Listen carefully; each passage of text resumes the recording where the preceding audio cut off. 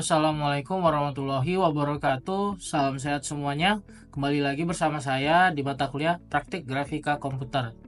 Kali ini kita masuk di pertemuan 13, di mana itu akan membahas efek lanjutan visual dan optimalisasi visual.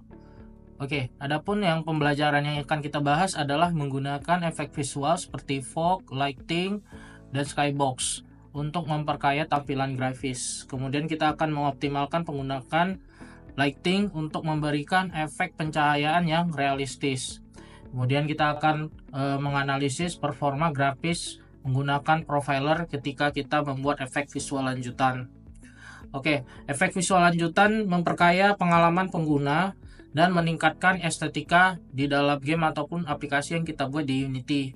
Nah, dalam praktikum ini kita akan memanfaatkan fitur bawaan Unity seperti fog, skybox, dan lighting untuk menciptakan suasana visual yang imersif.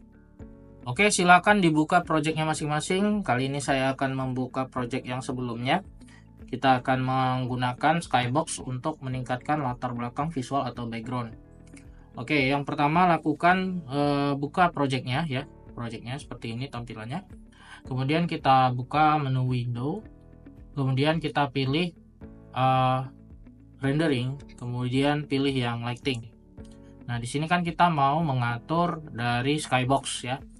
Nah, untuk pengaturan skybox, kalian bisa buka bagian tab environment. Nah, kemudian di sini ada pilihan skybox material. Nah, ini defaultnya adalah skybox. Kemudian kalian juga bisa mengatur sun source. Nah, ini defaultnya adalah directional light. Nah, di sini jika kalian ingin mengubah skybox materialnya, ini kalian bisa menambahkan terlebih dahulu di aset ya, di project, kemudian aset, klik kanan asetnya, kemudian pilih yang create, kemudian pilih yang material.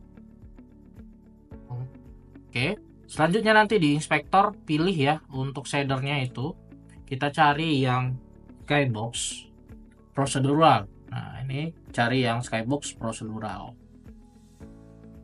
Nah, di sini kita bisa mengatur parameternya mulai dari pengaturan sun-nya, ini high quality, kemudian sun size-nya ini bisa kita atur berapa besar dari kekuatan ukuran mataharinya, kemudian kita atur untuk sun size convergence, kemudian bisa kita mengatur ketebalan atmosfer.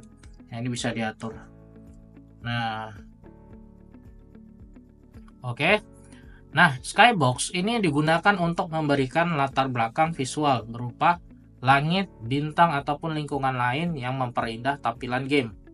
Jadi ini kita sudah buat ya, ini skyboxnya. Misalnya ini ya, kita uji. Nah, ini kan masih menggunakan skybox yang default.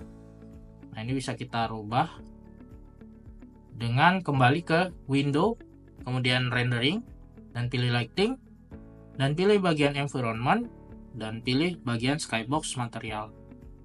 Nah, dicari material yang baru tadi ya, kalian tunjuk. Nah, ini tadi kita udah mengatur parameternya di sini. Nah, sudah. Jadi beginilah pengaturan dari skyboxnya.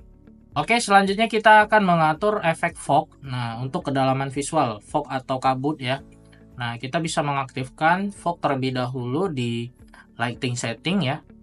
Kembali lagi di projectnya, klik bagian window, kemudian pilih yang rendering, dan pilih lighting.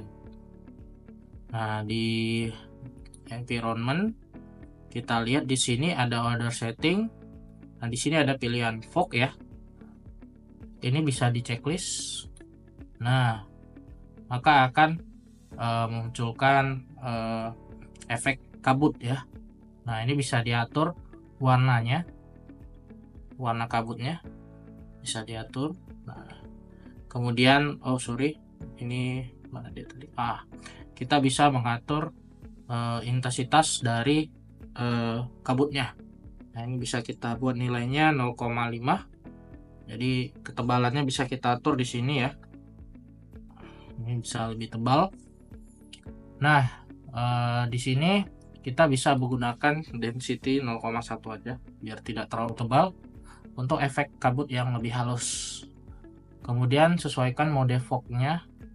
Nah, pilih yang linear ya, linear, ataupun kalian bisa milih yang eksponensial. Nah, ini untuk membuat efek jarak kabut yang tetap kalau untuk linear ya, dan sedangkan eksponensial ini untuk memberikan efek yang lebih alami. Ini lebih alami kalau yang eksponensial. Oke. Nah, di sini fog ini menambah kedalaman pada scene. Jadi memberikan kesan jarak antara objek dan menciptakan suasana yang lebih realistis. Mari kita uji. Nah, ada efek fognya ya. Oke, selanjutnya kita akan mengoptimalkan pencahayaan dengan directional light.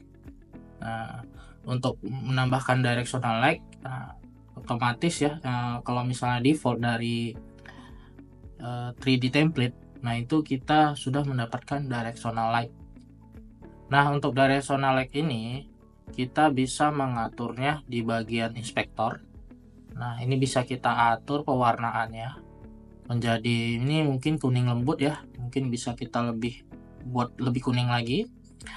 Nah, kemudian kita bisa menentukan intensitas dari cahayanya. Ini dari 1 menjadi 1,5. Nah, jadi cahayanya lebih terang lagi untuk siang hari dan 0,5 untuk malam hari. Jadi lebih redup ya. Oke. Nah, ini bisa kita atur tergantung dari kemauan kita untuk pencahayaan.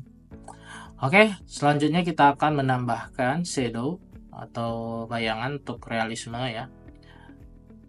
Kemudian pastikan di sini shadow type-nya yang kalau kita menggunakan hard dia lebih tebal ya untuk bayangannya. Ya, soft bisa lebih ini, atau kita tidak menggunakan shadow maka tidak akan muncul. Kita gunakan yang soft shadow ya. Kemudian kita pilih yang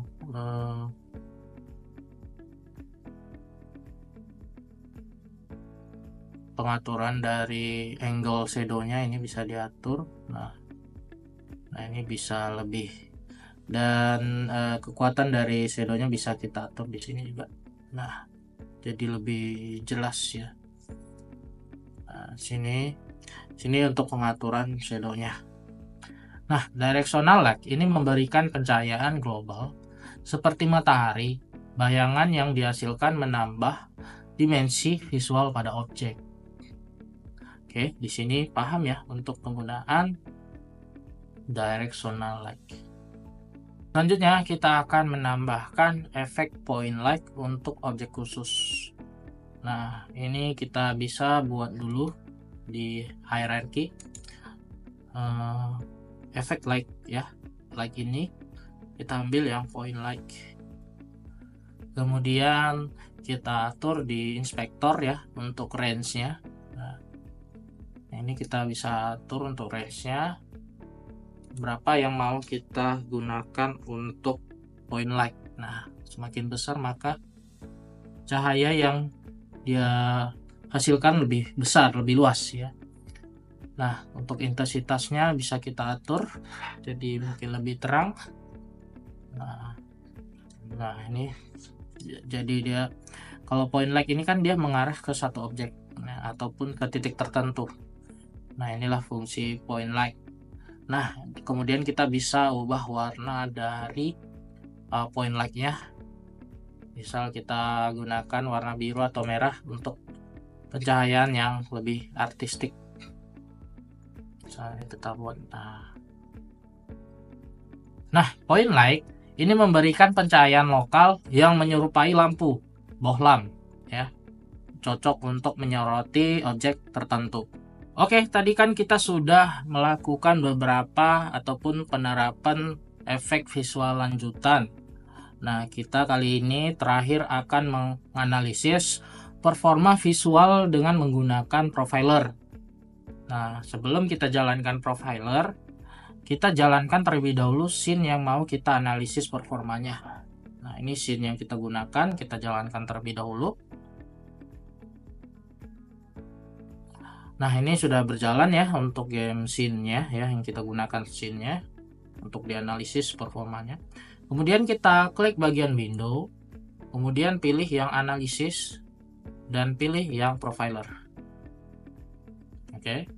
Nah, kita sudah menjalankan game dan ini kita bisa mengamati proses rendering, kemudian penggunaan CPU dan penggunaan memorinya.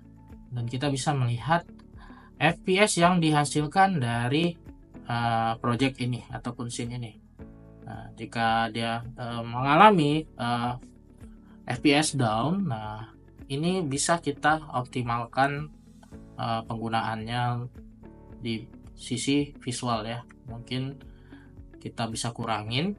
Nah, kemudian untuk penggunaan raw calls ya. Nah, perhatikan di sini kita bisa mengecek agar tidak terlalu banyak ya untuk penggunaan raw calls untuk menjaga performa optimal dari aplikasi atau game yang kita buat.